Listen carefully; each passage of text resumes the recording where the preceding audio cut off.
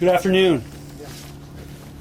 Thank you for attending today's remembrance of the 70th year anniversary of the sinking of the USS Juneau and her crew and the rededication of the USS Juneau Memorial to its new location. I am Carl Uchitel, the Port Director, and I will be the Master of Ceremonies for today's remembrance. In attendance today, we're pleased to have Lieutenant Colonel Pat Travers, Lieutenant Colonel Duff Mitchell, Petty Officer Greg Cashmere, Mr. Gary Gillette, and Assemblyman Randy Wanamaker officially participating in today's event. Also in attendance, we have representatives from the Southeast Native Veterans Association, American Legion Octay Post 25, Taku Post 5559, Veterans of Foreign War, and members of the City and Borough of Juneau. I also see in attendance today we have former Mayor Sally Smith, who is also representing Senator Begich today. Thank you all for coming. You can tell a lot from how a country or community elects to remember its fallen heroes. I can say I'm very proud to be part of this community, where Alaskans show up in 30-degree weather to remember those who gave all for our freedom and liberty. Thank you also to the Juneau Community Band and the trumpeter Dave Hurlbut for performing today. Live music always makes events like this very special, and your attendance today is sincerely appreciated. Currently, there are 3 flags flying. The flag flying to the north halyard is the flag of the United States Navy, which consists of the seal of the Department of Navy in the center. Above, a yellow scroll inscribed United States Navy in dark blue letters. The flag was officially authorized by President Dwight D. Eisenhower and formally introduced to the public on April 30th, 1959. It replaced the infantry battalion flag, which had been used as the unofficial flag of the United States Navy since the mid-1800s. Only one flag besides the Stars and Stripes that represents the United States has ever flown over the White House in Washington, D.C. That flag is not one that represents an individual state, branch of service, or other select group. It is the Prisoner of War, POW, Missing in Action, MIA flag, which is flying on the south halyard. This flag calls to mind the sacrifice and plight of those Americans who have sacrificed their own freedom to preserve liberty for all of us. Its presence serves to remind us that while we enjoy the privileges of freedom, somewhere there are soldiers who have not been accounted for and may in fact be held against their will by enemies of freedom.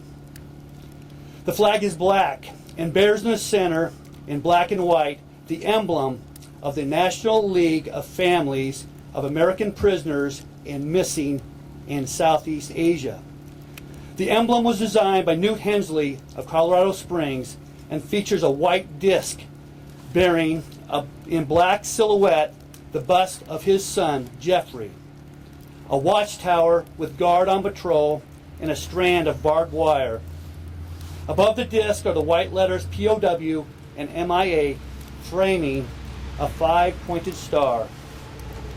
Below the disc is a black and white reef above the white motto, "You are not forgotten." Of course, the flag flying on the gaff was a winning submission of American Legion contest in 1927. The design of Benny Benson, a 13-year-old Alaska native residing at the Jesse Lee Home for Children in Seward, was chosen to represent the future of the Alaska Territory. Benny's design was chosen over roughly 700 other submissions from school children territory-wide in grades 7 to 12. To celebrate his achievement, Benny was awarded $1,000 and an engraved watch. Benny looked to the sky for the symbols he included in his design. Choosing the familiar constellation he looked for every night before going to sleep at the orphanage, he submitted this description with it. The blue field is for the Alaska sky, and the forget-me-not, an Alaskan flower. The North Star is for the future state of Alaska, the most northerly in the Union. The Dipper is for the Great Bear, symbolizing its strength. The Juneau Community Band will now play the national anthem, and Lieutenant Colonel Duff Mitchell will haul up the national ensign. Retired Navy Senior Chief Petty Officer Jack Brandt provided this American flag for today's ceremony. It has special meaning as it was previously flown over the USS Arizona. Lieutenant Duff Mitchell retired from the Alaska Army National Guard, where he came up from the ranks as an enlisted man and eventually became an infantry battalion commander, serving most of his 30 years as a Juneau National Guard member. Lieutenant Colonel Mitchell graduated from Ohio University in 1983, received an MBA from Norwich University in 2008. His military education includes infantry officer, advanced officer course, airborne school, and a graduate of the U.S. Army Command and Staff College. While deployed in Iraq in 2006 and 2007, Lieutenant Colonel Mitchell led operations as a battalion commander and then was assigned to the U.S. embassies in Kuwait and Iraq to safeguard, provide personal security, and shuttle coalition forces, elected leaders, secretaries of defense, and ranking foreign defense officials in and out of Baghdad and Basra, Iraq.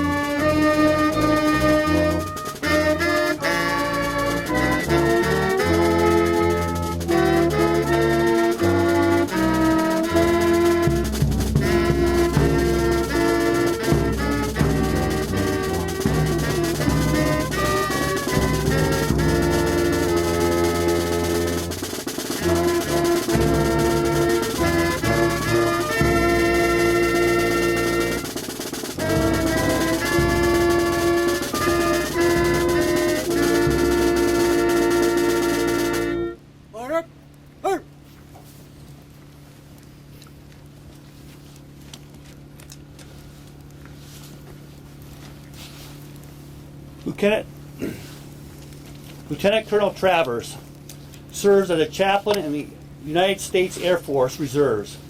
He was deployed to Iraq in 2004, to the Persian Gulf in 2007, and to Afghanistan in 2009 to 2010, which he was awarded the Defense Meritorious Service Medal for his service.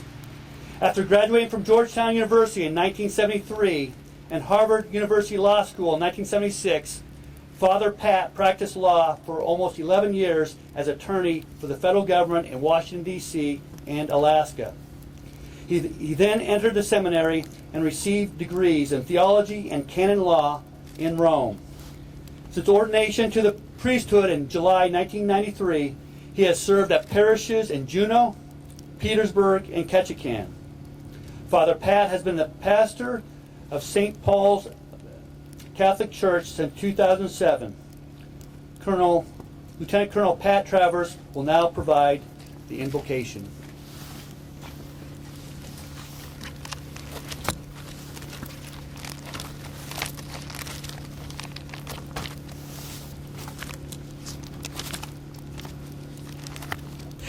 Let us pray. Almighty God, we gather today to honor the gallant crew members of the United States ship Juneau on the 70th anniversary of their great sacrifice. We thank you for the lives and heroism of these brave sailors of the United States Navy, who knew all too well the peril in which they found themselves, confronting it with steadfast courage. We are grateful to them, and above all to you, for the victory of freedom that they and so many others made possible through their great suffering and at the cost of their lives. Grant them eternal rest, and keep alive within our hearts the memory of all that they did for our nation and for the cause of justice.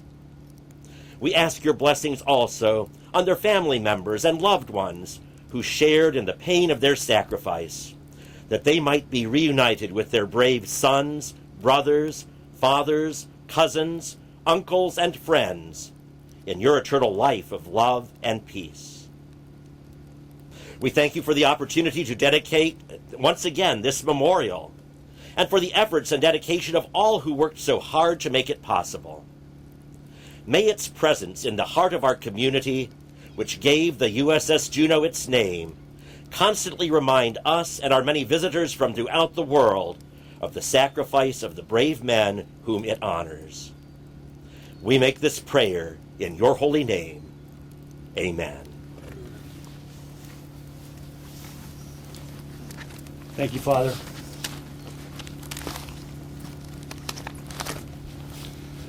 I'd like to call up the Docks and Harbors Port Engineer to speak to the construction of the USS Juneau Memorial.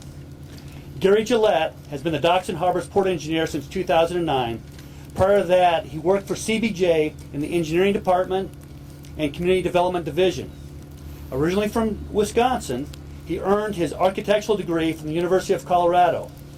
Gary served 4 years in the United States Air Force. He told me this morning that he was a computer and electronics technician on F-4s in California. So, Gary?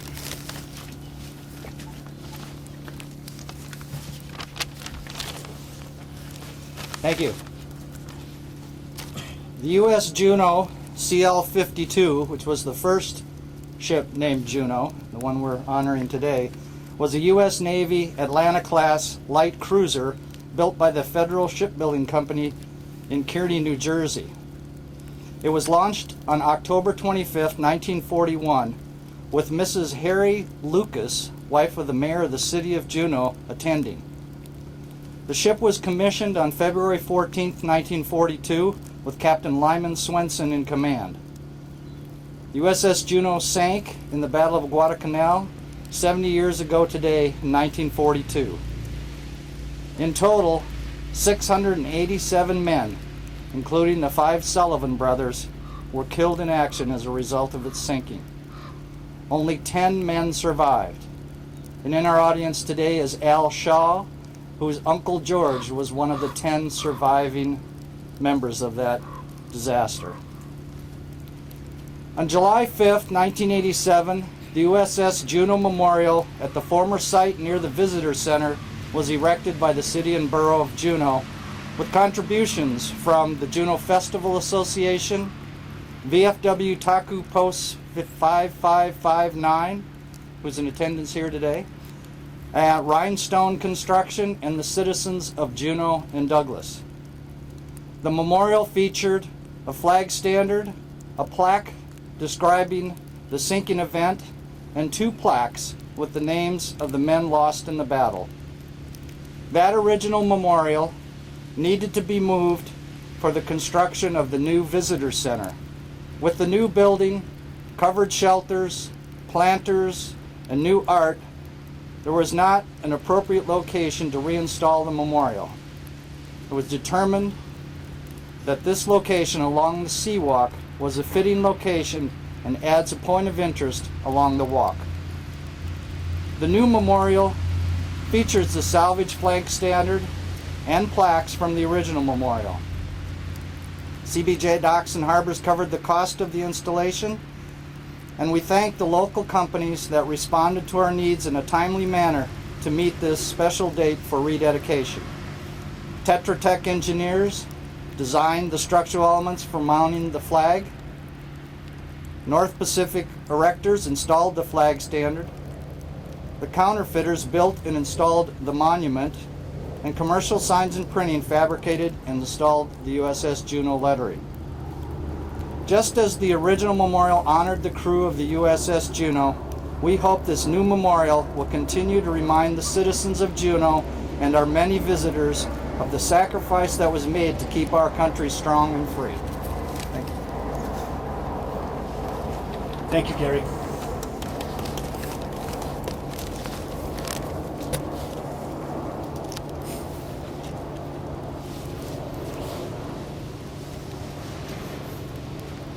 Navy Petty Officer Greg Cashmere joined the Navy and went to boot camp at Great Lakes, Illinois, December 1994. Throughout his career, Petty Officer Cashmere had various deployments both in the United States and abroad. Petty Officer Cashmere joined the crew of the USS Cowpens, an Aegis cruiser based out of Japan, where he served as the command career counselor for 365 sailors. Petty Officer Cashmere has been with the Pacific Fleet Maritime Homeland Defense Detachment in Juneau since March 2007, where he serves as a liaison between U.S. Coast Guard and the Department of Defense and coordinates all Navy ship visits to the state of Alaska. Petty Officer Cashmere has received 2 Navy Commendation Medals, 1 Joint Service Achievement Medal, and 4 Navy and Marine Corps Achievement Medals. Petty Officer Cashmere.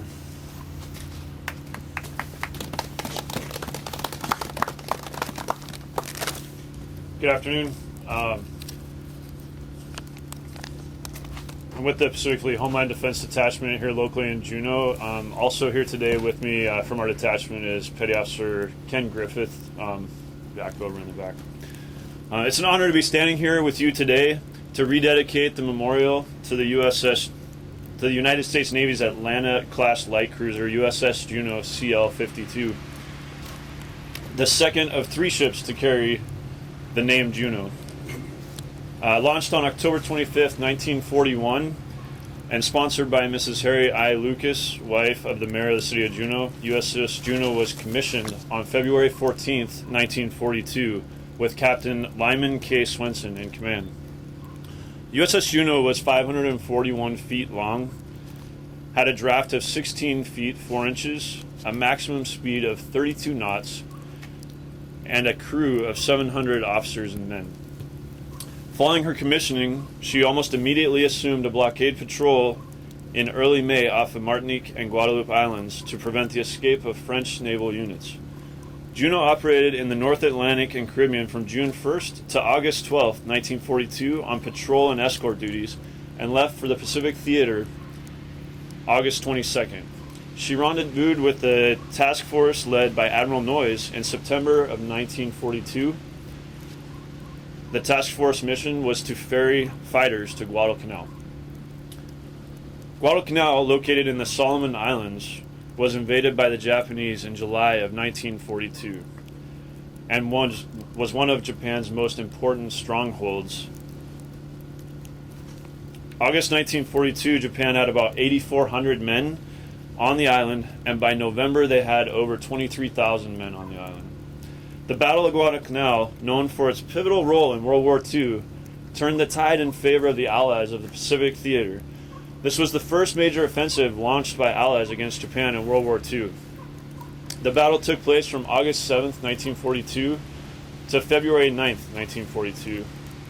In mid-August, the U.S. Marines landed on the northern beaches of Guadalcanal, and Navy ships fired onto the island ahead of them.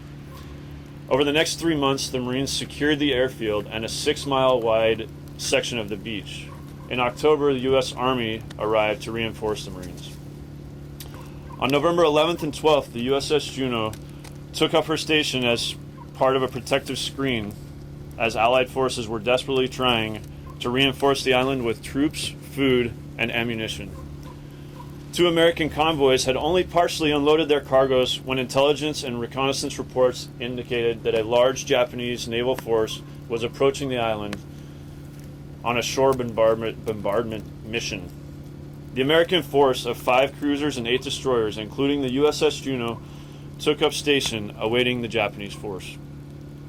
On November 13th, at 0124, these warships appeared on the American radar, and 2 forces closed rapidly.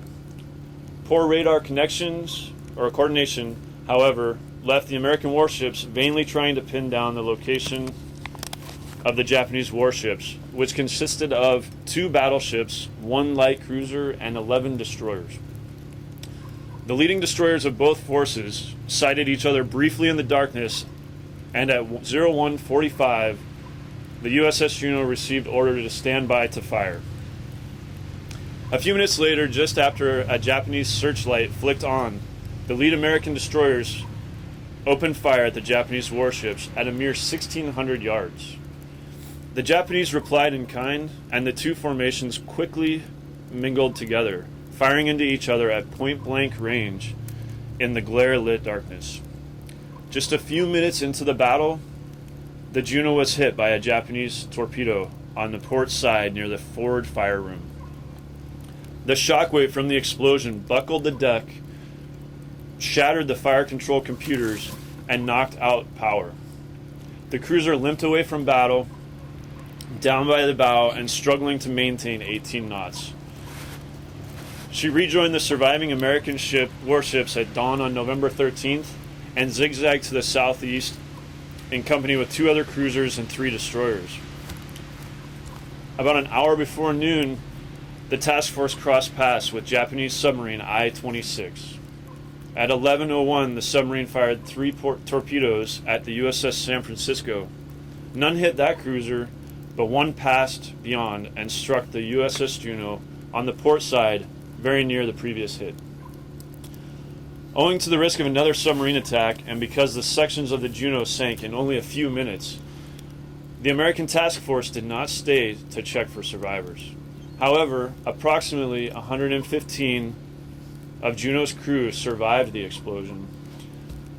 Following a grueling 8 days on the water in life rafts, where many more sailors perished, 10 survivors of the USS Juneau were found and recovered.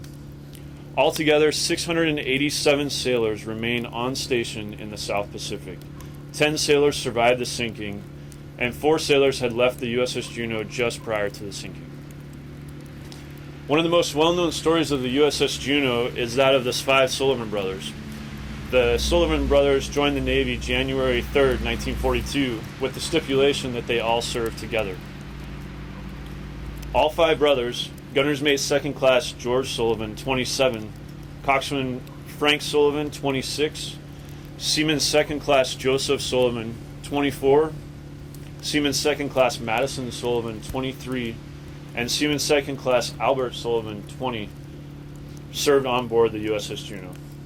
3 of the brothers perished in the blast, while it has been said that the other 2 perished in life rafts awaiting rescue. The loss of all 5 brothers is said to be the largest family loss in American combat history.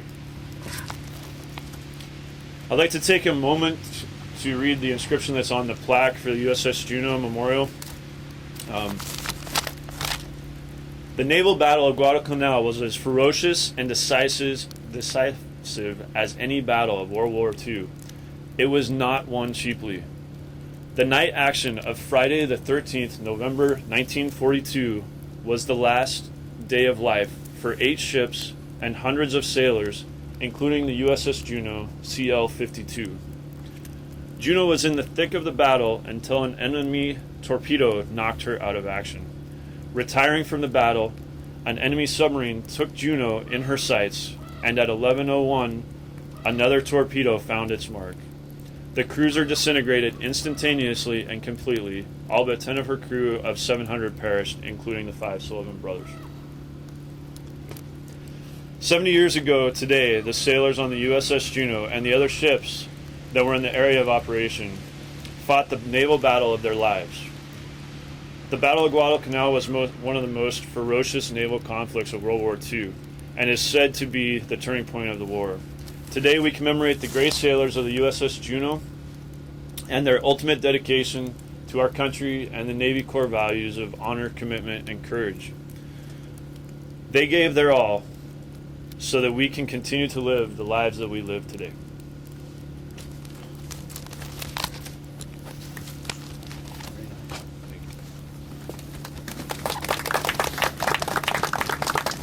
Thank you very much, Professor Kashmir.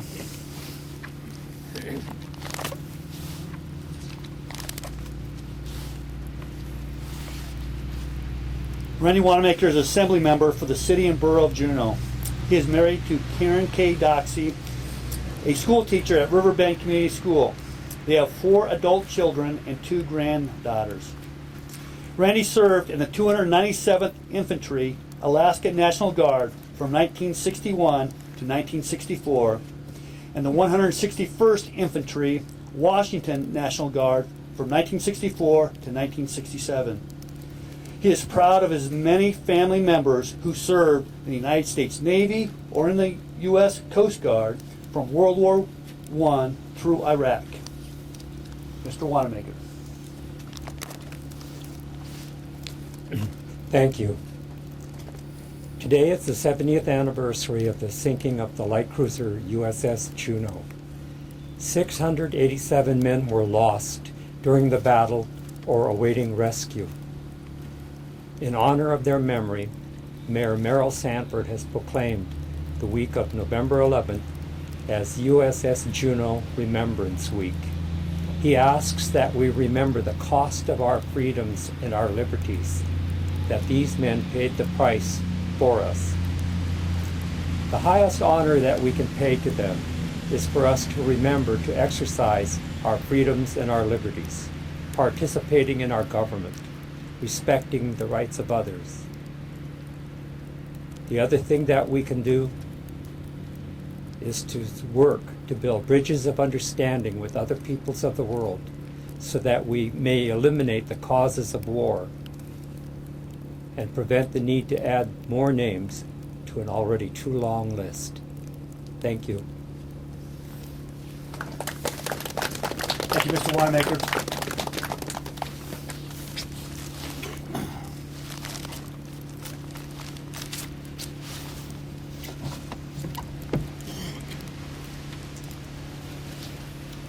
We'll now have the placing of the wreaths. After we place the wreaths, we'll have Mr. Dave Hurlbut, the trumpeter, play taps.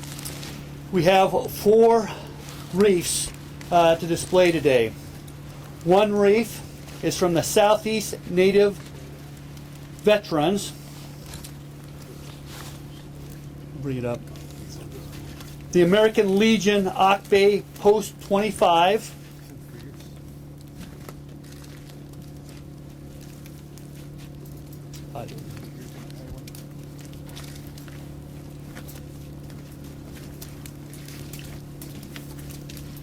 Taku Post 5559, Veterans of Foreign War.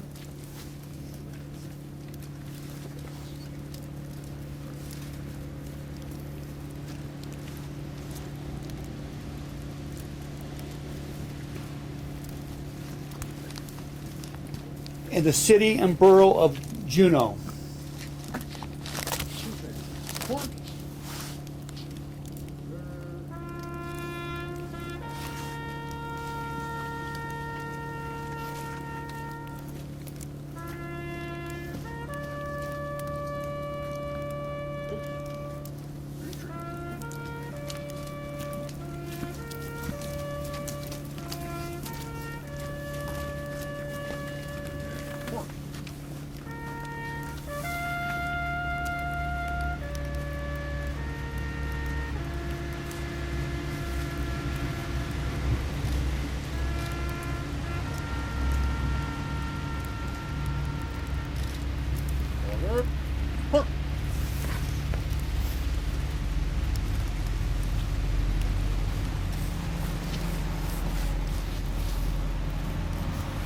Lieutenant Colonel Travers will now provide the benediction.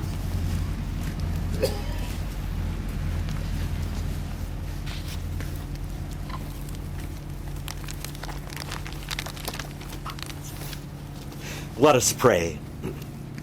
Almighty God, as we conclude this ceremony of tribute to the crew of the USS Juneau, we pray that the fruit of their sacrifice might continue to grow in peace and freedom for all peoples, and that we might continue to honor that sacrifice in our hearts. We pray for all the members of the United States Navy and all the members of the Armed Forces of the United States, especially those who find themselves in harm's way today. Guide them with your wisdom and strengthen them with your power as they continue and build upon the sacrifice of the men we have honored here. Bless also their family members and loved ones whose love and support make their service possible. We make this prayer in your holy name. Amen. Thank you, Father. This ceremony will conclude with the Juneau Community Band's rendition of Eternal Father. Randy Wanamaker and I thank you for attending and invite you to the Visitor Center for coffee, tea, and hot chocolate. 2 storyboards commemorating the USS Juneau, produced by Riverbend Community 5th grade students Tiana Sangster and Samantha Kostenko, will be on display in the Visitor Center following the ceremony. Also on display will be a rare photo of the USS Juneau provided by American Legion Taku Post 25. Eternal Father is known to the United States Navy men and women as the Navy hymn. It is a music benediction that has long had a special appeal to seafaring men, particularly the American Navy, U.S. Coast Guard, and the Royal Navies of the British Commonwealth, and more recently has become part of French naval tradition. The words were written as a hymn by schoolmaster and clergyman of the Church of England, the Reverend William Whiting. Reverend Whiting, in the mid-1800s, resided on the English coast near the sea and had once survived a furious storm in the Mediterranean. His experiences inspired him to compose Eternal Father.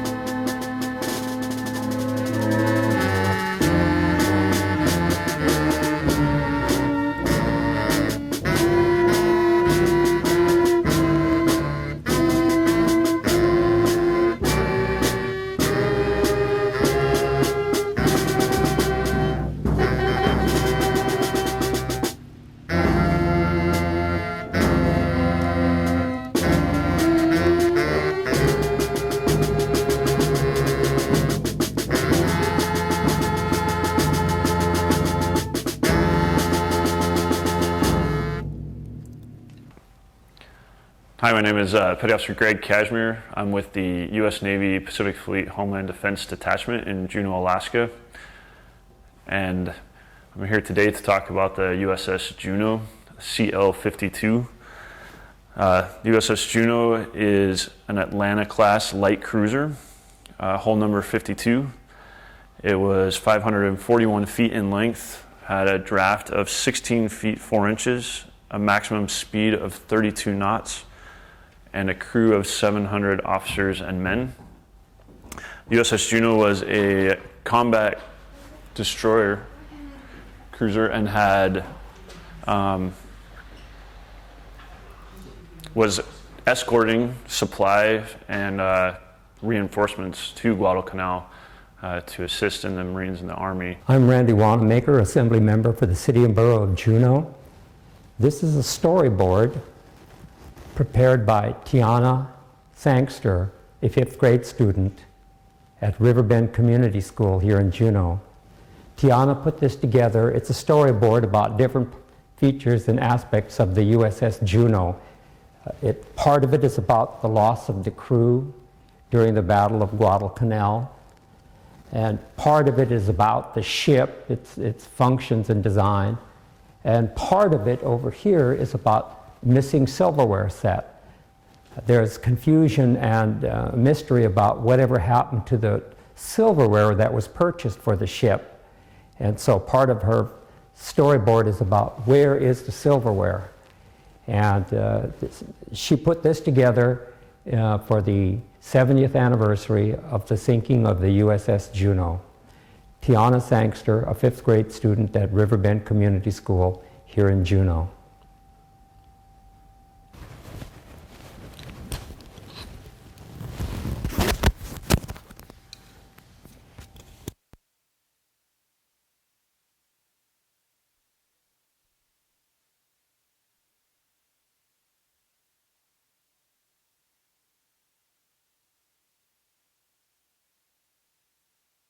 This is a storyboard of the USS Juneau, the Meeker letters, that was prepared by Samantha Kostenko, a 5th grade student at Riverbend Community School here in Juneau. It has details about the USS Juneau, the ship, but it mostly focuses on pictures of the ship and the letters that were donated by Mary and Ray Testa that were sent from William Meeker Jr., a seaman on the USS Juneau, to Winifred Blome, Mary Testa's mother. And it's a very touching storyboard, and it conveys her understanding of what the loss of the ship means and the loss of Mr. Meeker and the friendship he had with Mary Testa's mother, Winifred Blome.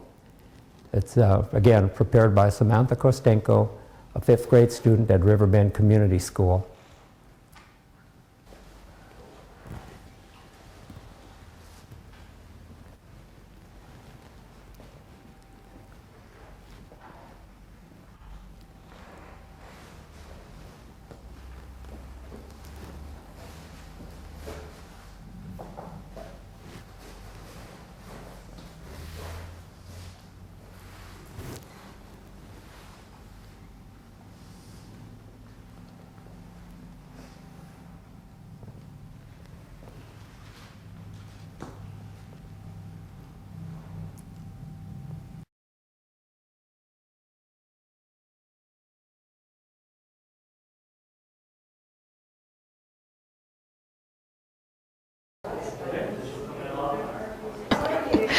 Hi everyone, I'm Jody DeBryan. I'm the Curator of Collections at the Juneau Douglas City Museum. Today we're looking at some items from our USS Juneau collection. We have photographs of each of the 3 ships. This was the first USS Juneau that sunk in 1942. It's the USS Juneau CL-52. The second one is the CL-119, and then the third is the LPD-10. We also have a commemorative plate for the CL-52, the first ship, a plaque from the third ship, and then a commissioning pendant that I can kind of hold up and show you. Red, white, and blue commissioning pendant for the third ship as well. Last week, we received a collection of letters from one of the USS Juneau CL-52 sailors who died in the sinking. They were written by William G. Meeker Jr. He was a seaman second class in the United States Navy Reserves. He wrote the letters back to a sweetheart of his in New Jersey. They were childhood friends and grew up just around the corner from each other. So we have the collection of letters that Winifred Bohm received from him, as well as photographs of William and Winifred, as well as some news clippings from that time, including one that announces the posthumous Purple Heart Award that he received, and the announcement that the ship had sunk and local youths were missing in action from this sinking. The letters date from April 19th, 1942, February 5th, 1942 until November 6th, 1942, about a week before the sinking is when the last letter was sunk. The letters are a great testament to love, friendship, family, honor. They're pretty amazing. We do have a copy of them in our reference collection if anybody's interested to come and read them. You just need to set up an appointment with me. Thank you very much for inviting me. Thank you. As she said, my name is Lieutenant Commander Miguel Vasquez. I am the officer in charge of the Pacific Fleet Maritime Homeland Defense Detachment, Alaska, here in Juneau. And we started back in 1992. I was talking to YN1. He's part of my detachment. Not sure if you met him before. And realized that there's a lot of folks here who actually served in the military. Mr. Wanamaker, I met Mr. Taylor, who's also part of the kind of what we used to be USS Nav Alaska, and now kind of morphed into Maritime Homeland Defense Detachment Alaska. I've served on board 4 ships. Just recently, I'm coming out of Norfolk, off the USS Iwo Jima, which is an amphibious assault carrier. So I'm very familiar with shipboard life, and by trade, I'm a surface warfare officer. So I've been out there a lot to see. Having said that, this Tuesday, we know that it's the 70th anniversary of the sinking of the USS Juneau, Light Cruiser 52. So I thought it fitting that we kind of look over the 3 ships that bear the name, and then focus on just the Light Cruiser 52 itself. So I'll be up there, and afterwards, I won't take too much of your time, but if you have any questions, I'll be walking around, and you can either ask me, or I'm sure there's plenty of folks in the audience who have a wealth of knowledge as well. But thank you very much. So let's get started. Okay. Oh, get the focus. Not sure if you recognize this ship. Does anybody recognize this particular ship? Oh, I'm not sure if I could raise it up. I guess I can. It's as best as is that all right, or? Yeah, I'll work on that. Well, I just want to touch base on the naming convention. Going back as far back to the Continental Navy and the Federal Navy, ships were named for a variety of sources, whether it be the young nation's ideals, the institutions, famous figures, even small creatures such as the hornet or the wasp. Right? But back in 1819, Congress, they gave the Secretary of the Navy the authority to name ships. And he still retains that authority today. Normally what would happen is the Naval Historical Society, they take recommendations from the public, service members, past and present, and they recommend to the Chief of Naval Operations certain names when a ship is being built. And then the Secretary of the Navy takes that into consideration, and when he's ready, he names a ship. Traditionally, after 1880 or so, cruisers were named after cities, destroyers were named after famous naval heroes. However, today, if history teaches us anything, it's a lot of change. Cruisers are now named after battleships, after famous battles. So take, for example, the USS Leyte Gulf. And destroyers, however, are still named after famous heroes. Take the USS The Sullivans, for example. Okay? LPDs, which stands for Landing Platform Dock, which is an amphibious transport assault, is they're normally named after cities who were named after explorers or famous figures.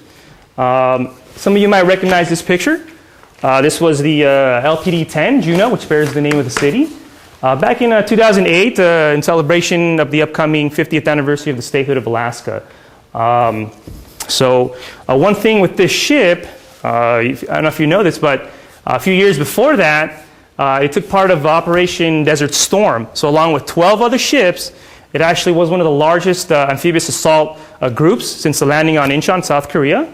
And this particular ship answered her nation's call and offloaded equipment, ammunition, and troops in support of Operation Desert Storm.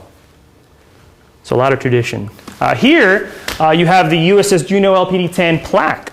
Just want to touch base on this. If you notice, you have the state tree, the Sitka spruce right there. In the background, you have the mountains, which would normally be white. And that's like the snowy crest that represents, the mountains surrounding Juneau. But those two stars, which are kind of like the ones I have here, well, they are the ones I have here, naval line insignia, and they actually represent the two previous ships named USS Juneau. So there's a lot of ties to those traditions. And then you see the alligators, which is a symbol of the Gator Navy, and where they're positioned halfway, between the land and the sea, kind of at the juncture there, representing what the amphibious ships do.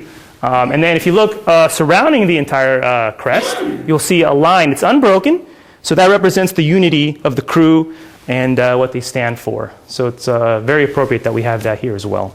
So take a look at that. It's right around the corner.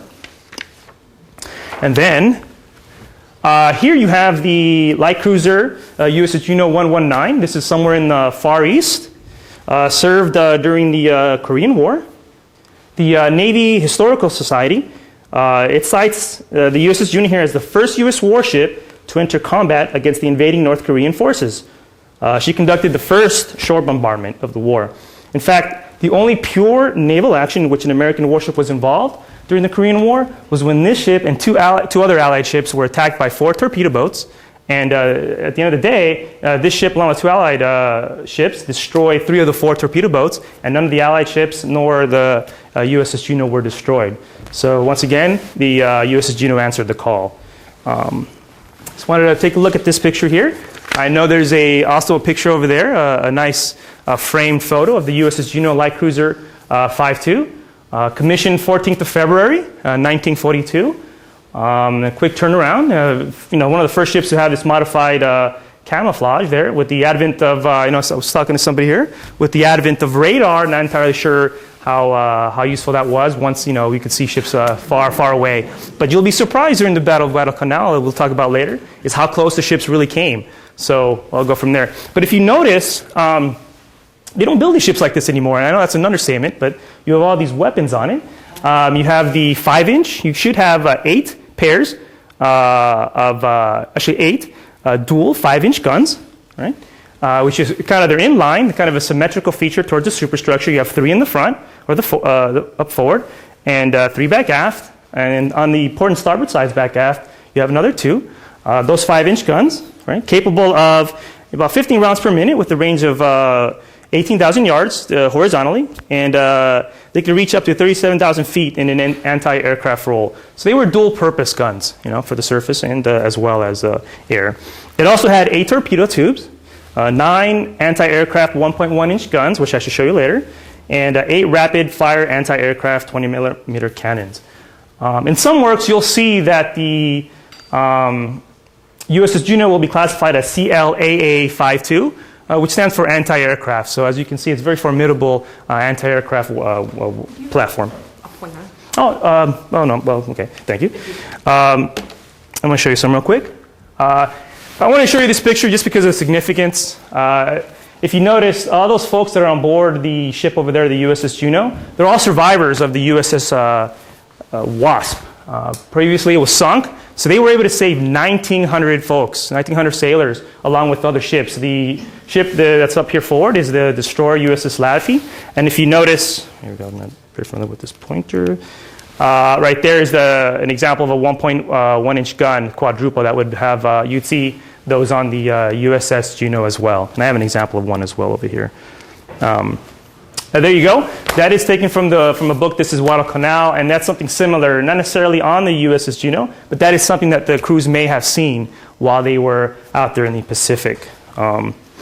What I wanted to show you is USS Juneau's first major action was during the Battle of Santa Cruz Islands. The USS Juneau, along with other task force, which included the USS Hornet, were positioned next to the islands to intercept any Imperial Japanese Navy that was approaching the Guadalcanal, trying to reinforce the island.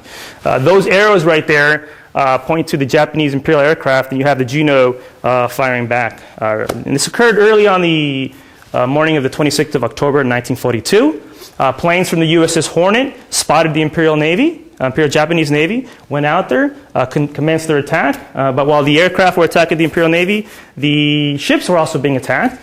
And although the Juneau put up a heavy anti-aircraft barrage along with the other destroyers, the USS Hornet was eventually sunk. The USS Juneau, depending on what history books you read, responsible, along with the other destroyers, splashing down 18 enemy aircraft. So it did great that day, to say the least. I wanted to show you also here.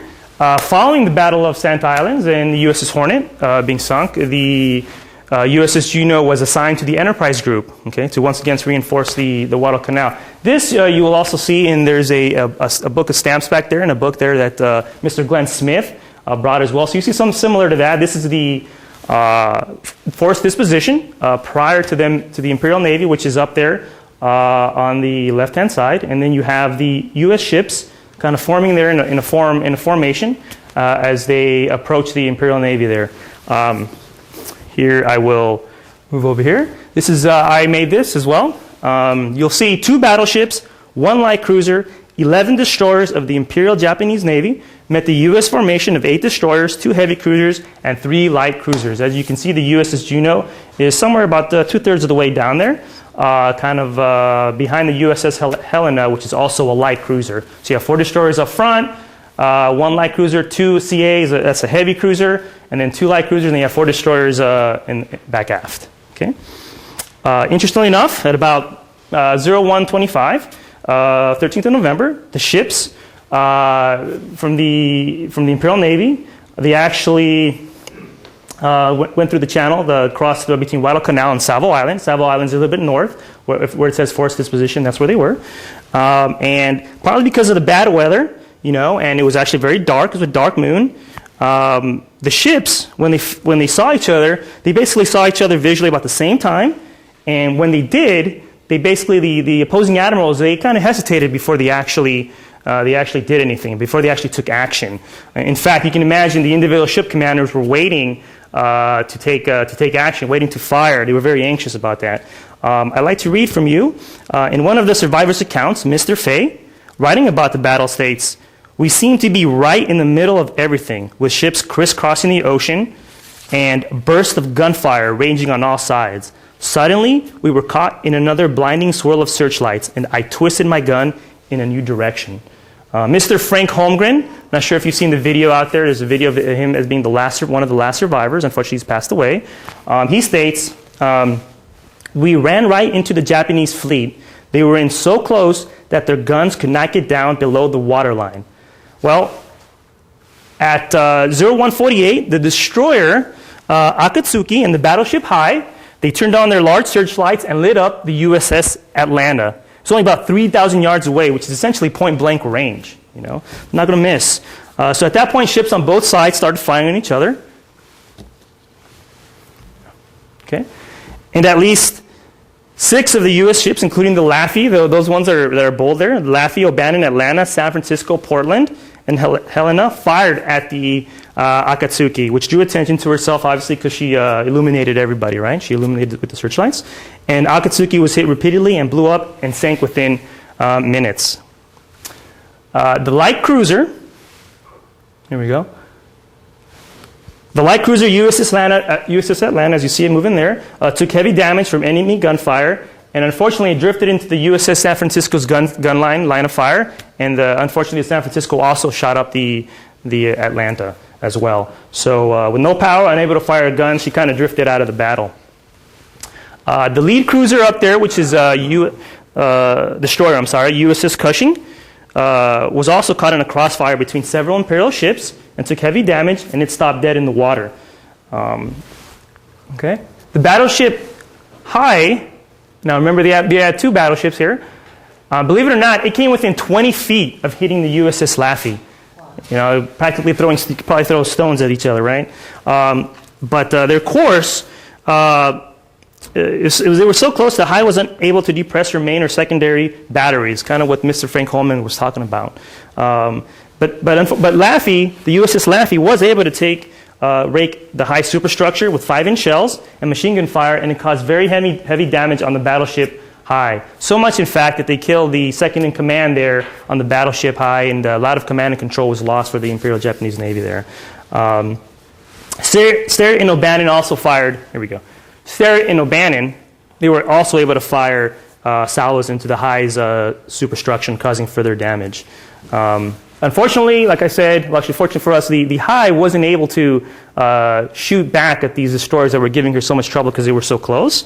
So she concentrated her efforts on the USS San Francisco, which is a heavy cruiser.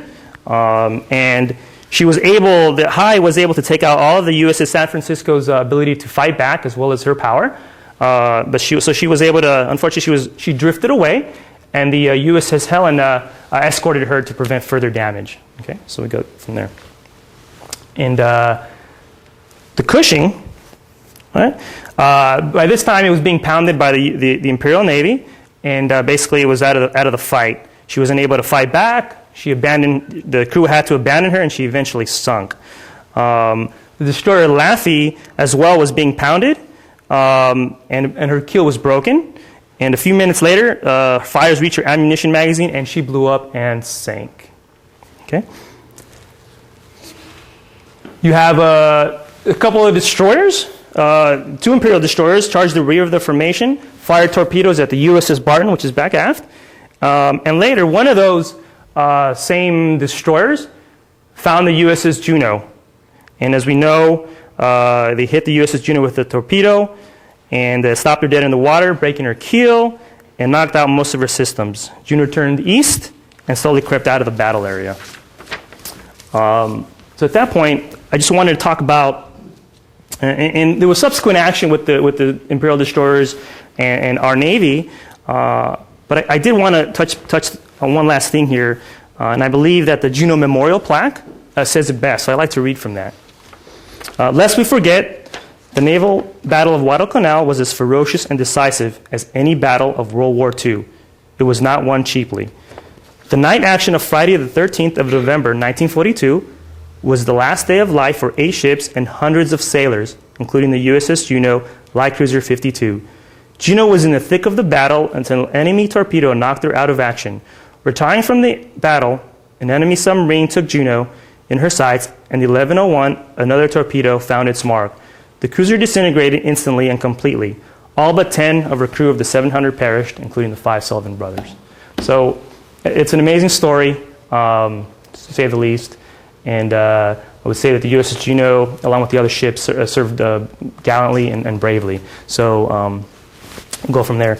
But before I leave you, I just want to share one last thing, something that I'm very familiar with. I know we have Seaman Meeker's letters there, so please take a look at those. So I just want to touch base on what it's like to be on a ship. I'm actually very certain that being on a ship during the Pacific War was different than a ship now. But I'm certain that some of the traditions that we have now stem from back then. So a seaman a sailor, for example, would probably wake up at the sound of reveille, being piped by the bosun mates about 0600 precisely. Sometime between 07 and 08, you would hear some of the crew for muster, instruction, and inspection, where they would read the plan of the day, give out the orders, and go from there. Seamen would normally stand watch, either on the deck as a helmsman or a lookout, or even as a messenger. So after standing a 4-hour watch, he'd go look forward to dinner, what the Navy calls lunch. And after that, but even before the food has time to settle, you may hear general quarters, all hands man your battle stations. Reason for general quarters, enemy ship, enemy aircraft sighted off the port bow. At that point, all the sailors would man their battle stations from which they were prepared to defend and fight the ship. You can imagine how tense and anxious that would be. Depending on that watch rotation, after supper, once they secure from general quarters, they may return back to their maintenance, either catch up on some sleep or perhaps write home. So I'm very surprised with all that was going on that Mr. Meeker, this is an amazing story, had time to sit down and write and pour his heart out there. So, they may catch in some sleep or perhaps right back home. At night, one would hear lights out in 5 minutes, stand by for evening prayer. And following the prayer, then you would hear taps, taps, lights out. If one is lucky, the gentle rocking of the waves hitting the hull would probably help you to sleep. Unfortunately, not for me. But as events from the, you have all these events from the day kind of dominating your thoughts, and maybe thoughts of back home. But I know when I was out there, simply as the letters show, one doesn't have to be reminded about what one is fighting for. So, and with that, I would like to end. And if you have any questions, I will be here and I'll be walking around. But please stick around. Now, Mr. Crowder is going to be doing a rendition of the letters. And once again, thank you very much for your time.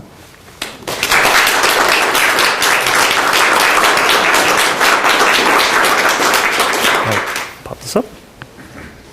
So I would like to open it up right now if anyone has questions for Oh, yeah, absolutely. And I promise that if I can't answer them, I'll either make something up. No, I won't do that. I will get back to you as soon as I can. Oh, yes, sir. How long were the 10 survivors in the water before they were picked up? I think we talked about that, about 8 to 10 days, I believe. So, unfortunately, there was a couple of planes that passed by, and while they thought they were going to be saved, they were not. The ships that were with them, the USS San Francisco, USS, I believe, Helena, they were afraid that the submarine which shot them was still out there. So, and actually, they saw the explosion that was so bad, they thought there was no way anybody survived that. So they actually departed the area. When in fact, like you said, there was a couple hundred survivors. Mr. Frank, oh yes, ma'am. I'm sorry. Go ahead. Oh no, go ahead. Yes, ma'am. The graphic that you showed up there with all of the ships. Yes, ma'am. How long did it take all of that action to occur? Yep, good question. Between the time it was sighted and the actual time they disengaged from the battle, it was about 40 minutes. Interestingly enough, I forgot to mention, when the ships first saw each other, in fact, I know somebody mentioned here, there was the advent of radar was new. And unfortunately, the lead ships, they didn't put the lead ships with the radar. The ones back aft did. And based on these communications, being able to communicate, get that information out there, it was hard to tell folks, hey, we have these Japanese guys, Imperial Navy, coming here. And by that time, the ships, even though I had them kind of aligned like that, they were actually very much intermingled, kind of very chaotic in a melee of just fighting, gunfire. As a matter of fact, one of the officers on board, I believe the USS Fletcher, said that it was more like a barroom fight, like with the lights turned out, it's a barroom fight, all hands off, so. But about 40 minutes. Yes, ma'am. Yes, sir. Oh. What was the outcome of that? No, interestingly enough, well, I don't have the numbers here, but there's a book back there with all the what do you call it, the losses, what have you. In fact, it was not a tactical victory. It was a very strategic victory.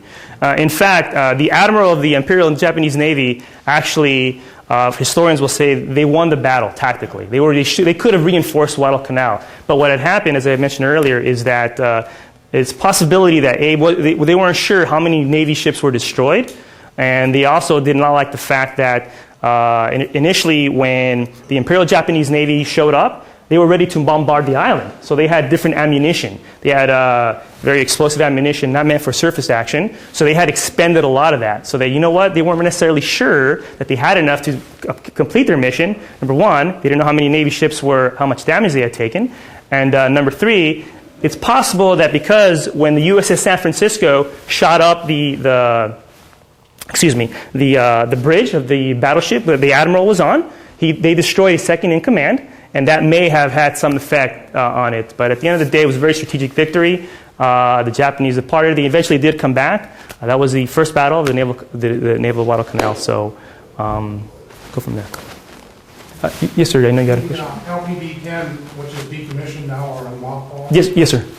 Is that still named the USS Juneau? And if it's not, is it time for us to put in a request to have a new ship named the USS Juneau? To answer your first question, we normally refer to them as the Juneau. It'll still have the name Juneau. I'm not entirely sure where exactly it's at. I don't know if it's a mothball or not. I'd have to do some research on that. Juan, do you know where it's at? Oh, good, Mr. Wanamaker? It's in Hawaii now. Oh, it's in Hawaii now. Okay, so Mr. Wanamaker answers in Hawaii. I am sure, well, I've never done it before. I am sure that the forum is open to submit names. I'm sure there's a process via the Naval Historical Society and to submit names. But any ship is worthy of this name, the USS Juneau. So I have to do my research and go on from there. Thank you, sir. Absolutely. Okay. In that case, I'm not sure how much time you want to leave for Mr. Crowder to present the letters. We have until about 11:45 to him, so we have plenty of time for questions. So if you have them, please ask them. Okay. Oh, I'll be here all day, 12:30. And oh, yes, sir. Was it one of the Sullivan brothers died in the water a couple of days after? Wasn't it 4 of them went down? Didn't one of them, I heard, survive for a couple of days when a raft or something was fired up? You want to talk to that?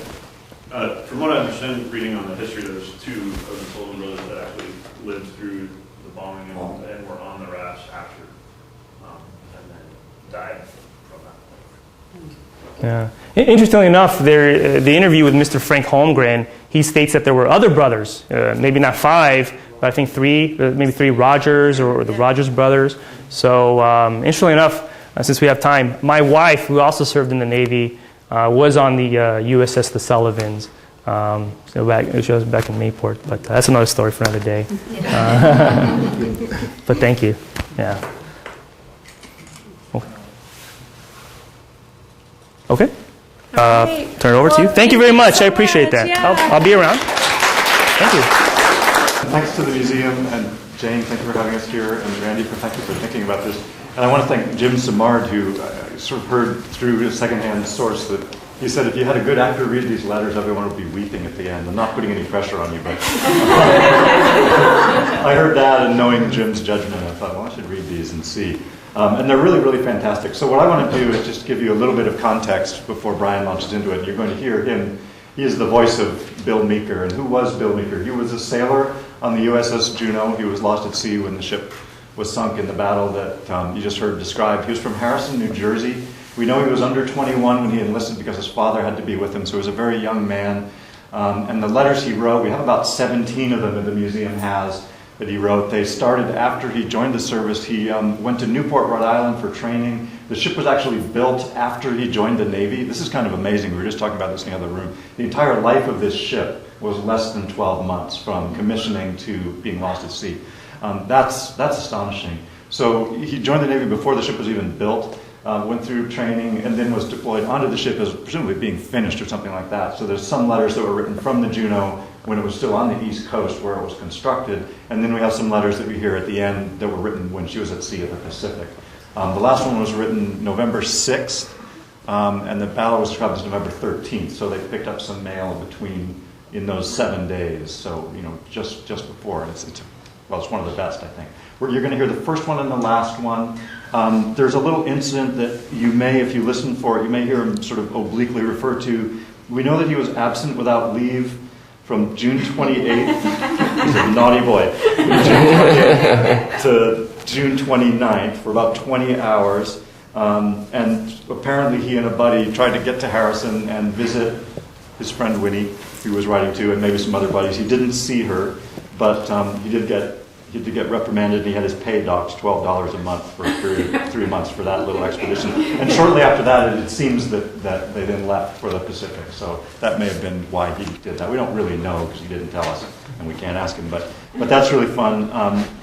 The letters were written by William Meeker to Winifred Blome. They were neighbors, and you'll see the nature of their relationship as you hear these letters, but I wish we had her responses, and I know that my colleague Amy is here, but I want to thank her for help with this, and your students are going to try and write some of her answers. And that'll be, we have a lot of questions for you. One of the things that actors do whenever you do this kind of thing is try and imagine what, like if you're on a phone call as an actor, you want to know in your head what the person on the other end of the line is saying. So I asked Brian to, and I don't know what he's decided, but I've asked him to think about what she wrote back and what he's responding to as he's worked on these letters. It's really wonderful. Brian Crowder is an actor in our company. He's a student at the University of Alaska Southeast. For about 10 years or so, Perseverance and the University of Alaska have had a joint program to have a theater training at the university. So he is a theater minor and an English major. and he's fresh off his triumph as wit in Of Mice and Men. Did you see that? Yeah, it's fantastic. If you didn't see it, Of Mice and Men is about a young man named Wit. Who makes friends with some migrant farm workers. Nearly prevents a tragic accident. Yeah, it was really wonderful. And we closed last Sunday in Anchorage. Yeah, it's been a whirlwind. So we've done a little bit of work on these, and I think it's really fun. So I'll start us off. The first letter is dated February 1st, 1945. It was written from Newport, Rhode Island in training. Letter number 1. Dear Winnie, how are you, Blondie? How are your big brothers making out? And it must have been a surprise, judging by your writing, that is, your statement. Navy life is great. Everything is great. I am in the greatest health I can remember.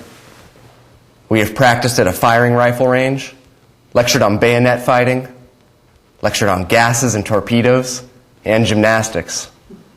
Is that spell right? I'm very sorry I didn't write sooner.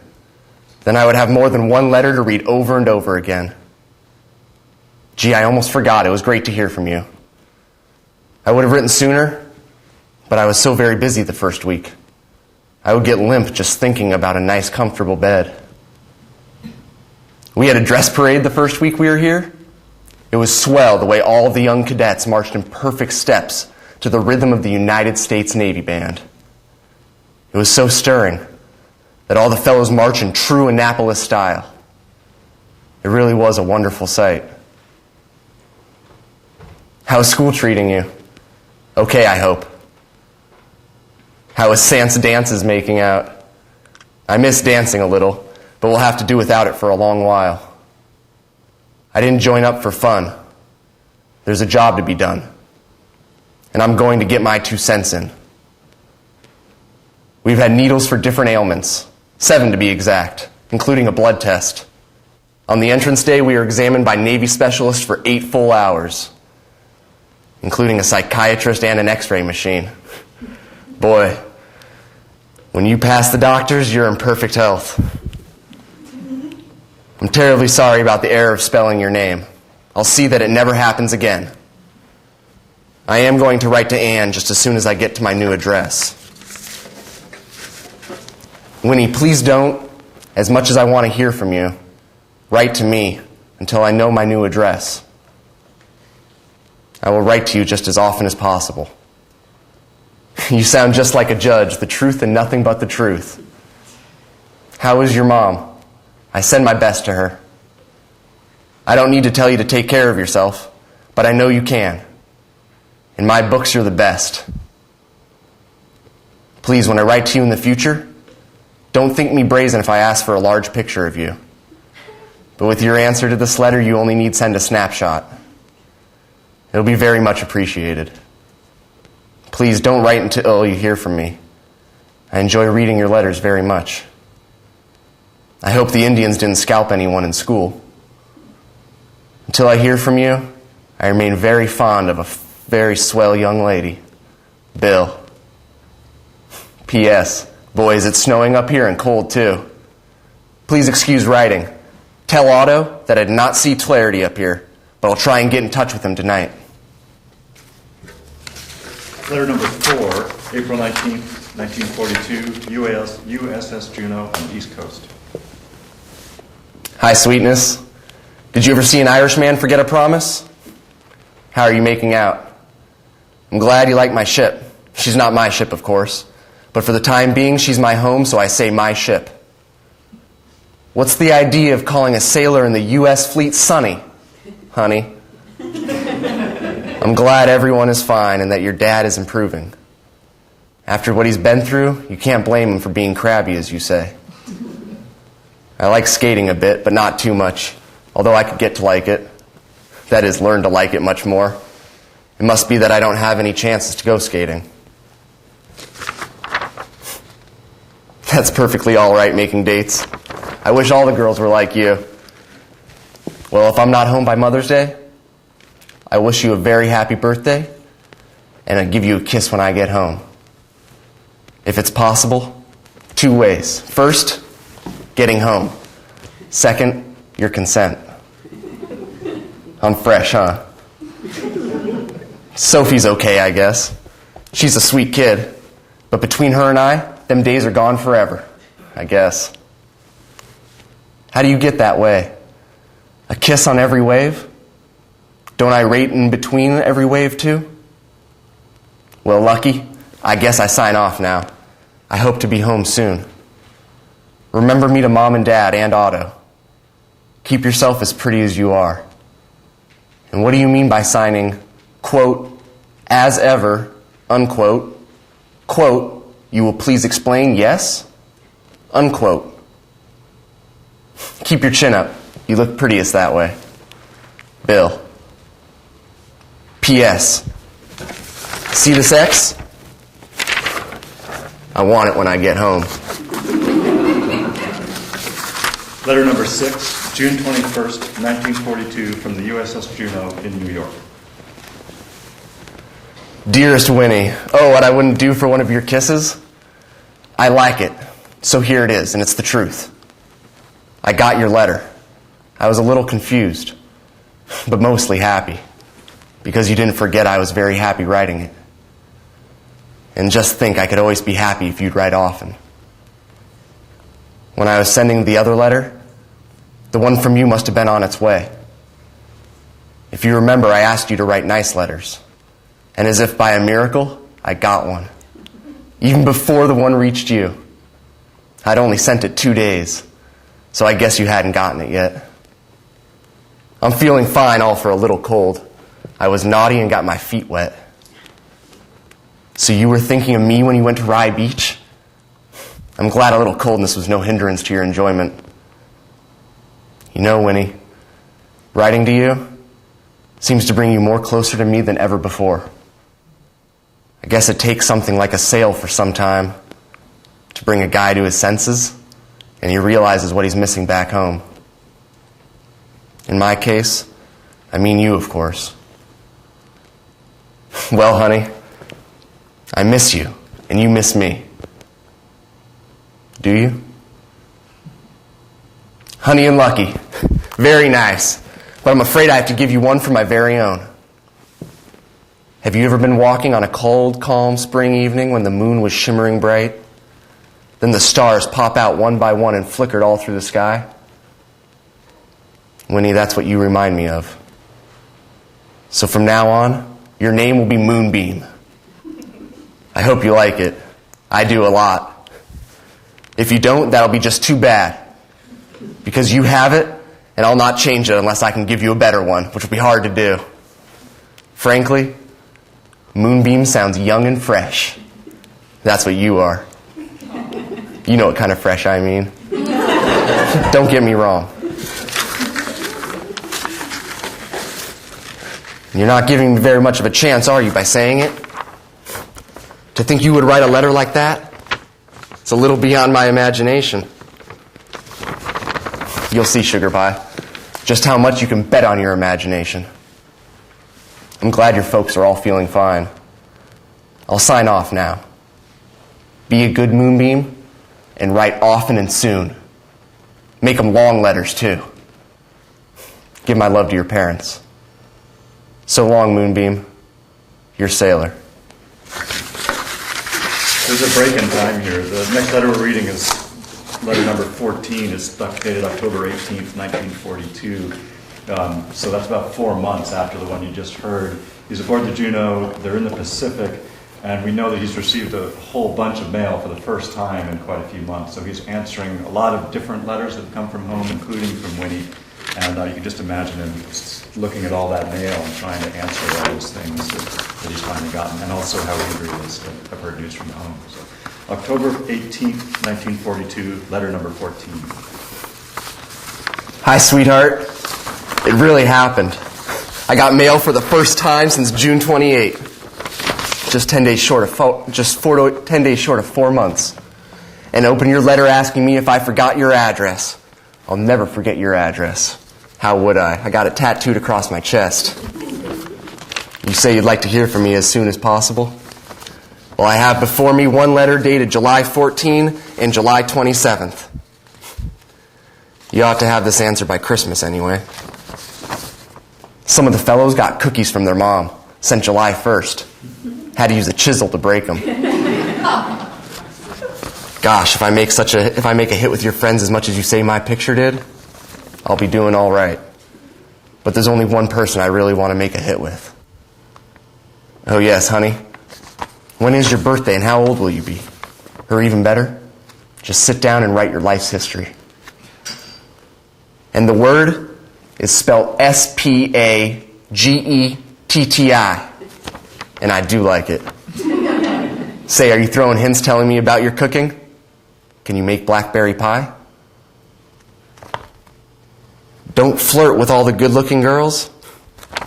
That's a sweet phrase. Believe me, I would flirt if I could. But it's an old Navy rule. No woman on board. And it's not every day that young women come walking by over some nice big waves. What do you mean by saying kisses? All for you? Although I know you'd much rather have them from someone else. You have me guessing. Would you be so kind as to tell me whom I would rather have them from? Since you seem to be so chock full of knowledge. And I would like very much to see plenty of X's at the close of every letter. I'm keeping a good count, and you'll get them all back someday. You have exactly 75 coming to you now. I'm not too inquisitive, although I was glad your bit of cookery turned out so swell. When you were talking about being swell-headed and being a snob, I said to myself, she'd never be like that. She's so sweet and lovely. But if she showed the slightest signs, well, have you ever been spanked by a sailor? Where in heaven's name do you get those witty sayings? Nice, though, about the truth in the lamppost. Sweets, what is the L for in your name? Lovable? I just got done writing to Mom. I got 23 letters from her all at once. So you can imagine the length of my answers. How are you coming with your skating? I guess you can have the pick of any male partner since you're getting so good.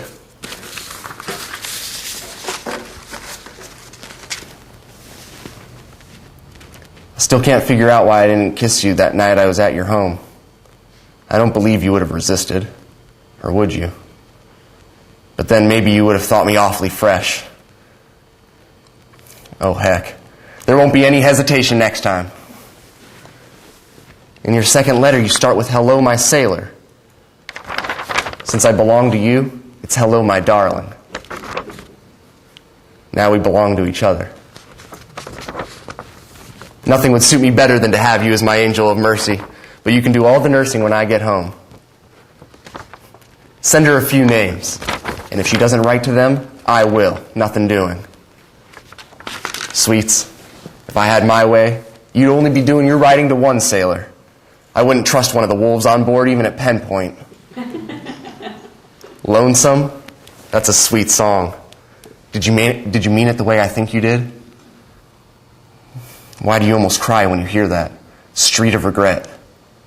I hope you don't have any regrets. Or have you?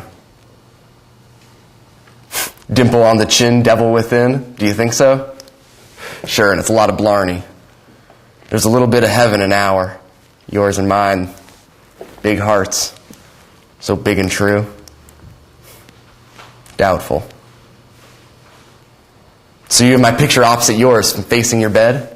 Well, let me tell you, it's a good thing a picture can't do any peeking. Oops, there must be a little devil in me. Tell me, do you ever get tired of looking at my picture every morning when you wake up? I'll bet you'd be surprised if you got up some morning and found a substitute for the picture. Would your face be red? How much do you like the person it represents?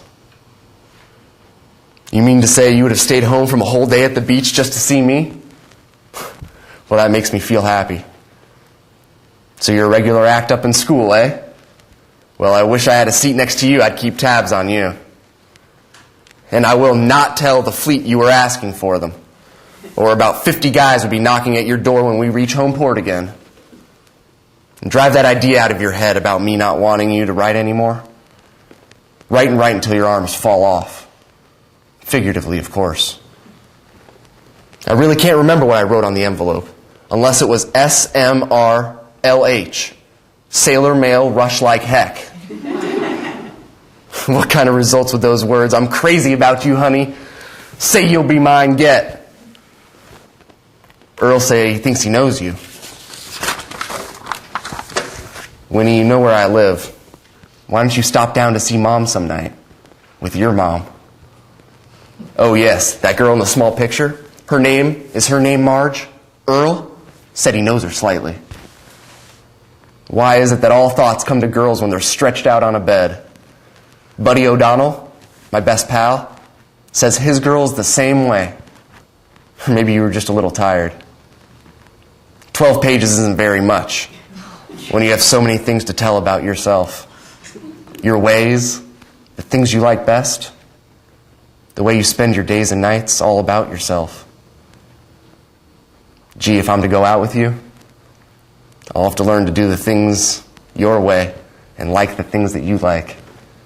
And in turn, you'll have to put up with all the crazy things about me. Well, sweets, I guess I've written enough. I can send all my love and hope that you save a place in your heart for me. I send my love to your mom, and I hope Dad is coming along fine. So long for a while, darling. Your sailor, Bill. P.S. Write whenever and as often as you can, sweetheart. Don't forget the address. USS Juneau, care of Fleet Post Office, San Francisco, California. Please write airmail. It gets to me week ahead of regular. That card was very inspiring, but there is no other girl. What does SMRLTW mean? And the last letter we'll read to you is the last letter. It's number 17, dated November 6, 1942, from the USS Juneau in the Pacific. Hello, honey. Judging by your letter, I must have been the center of conversation. Well, now that you know the good and bad of me, I'm glad you're still on my side. And what may I ask are all my faults, as you put it. And of course, a few of my nicknames. So you've seen my pictures? Well, mighty kind of the folks, eh? Gee, the kid brother must be changing. I never knew him to be talkative, telling all the tales he should not. Oh well, frankly, my life's an open book. I'll read it to you some night when the lights are low and we're all wrapped up in each other. And I do mean wrapped up. Romantic, eh? I haven't heard from Mom as yet, but there could only be one verdict, and all in your favor. Mom couldn't help liking poor innocent little you. Say, that doesn't seem to fit you. You're rich, not poor. Yes, wealthy with beauty and charm. I'm not so sure about the innocent part. And surely you're not little. Say, listen, sister. You have to put up with my faults and nicknames if you want me at all. They go with me. And oh yes, whatever tales my brother mentioned are all in the past. Let's live for the future. And what's more, you'll have to put up with my exercises in bed or move out. Incidentally, I just got done doing my daily exercises. Every evening I do them up on deck. You'll be needing a strong man to break you in two whenever you pick a fight with him. How's the cooking coming along? I like my steaks raw with plenty of fresh onions and ketchup. And then after a few puffs on a smelly old pipe, I'll go for a pair of soft slippers, a nice big soft chair, and you. Nice thought. I wonder if it'll ever come true. I wonder. Say, you make bargains with people, eh? Well, from now on, all of them will be with me. I'm not much of a dancer myself. Waltz a little, but not jitterbug. But it's a promise. You teach me to skate, and by the time I get home, you'll have to teach me to kiss again, let alone dance. So good deed Dottie is on the job once more. Yes, I caught something falling out of a tree one day. She thanked me, but I'll be darned if she started to follow me around. Gee, I was surprised Ed quit school. I kind of wish he didn't. Bill is having a bit of a wait, isn't he? The war may be over by the time he gets called. Is the lady upstairs still playing bodyguard on my behalf? Your house won't be a morgue for long. If you went over the job of making up for everyone, that ought to be an easy job for you. Say, I hope you don't object to my smoking. I promise I won't smell up our best set of living room curtains. Sweet, don't you think? Gee, I wish I could spend one Friday night at Holy Cross dancing all night long with you. We hear plenty of recordings on board ship, but sometimes I'd rather not hear them for reasons that I guess you can understand. Generally, I mosey up the library and fetch me a good piece of literature. Something like Captain Caution or Benjamin Blake. Or some other sea story. I guess you know by now that I've grown to love the sea. It's something that even a great poet couldn't put to writing. But then, I'd give a month of sea life for one day in the mountains with you.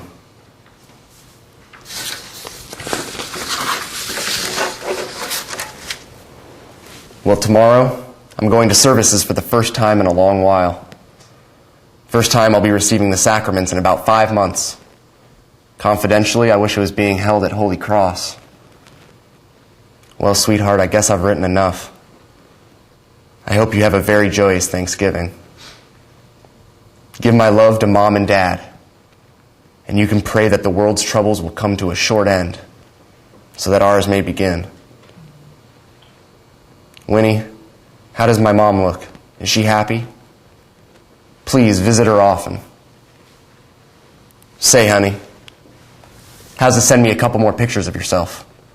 The ones I have are just about worn out from all the handling, and I've taken all the looks out of them I possibly can. Truthfully, they're like new, simply because I treasure them. But I would do with a couple more. Thanks, precious. Loads of love, yours, Billy.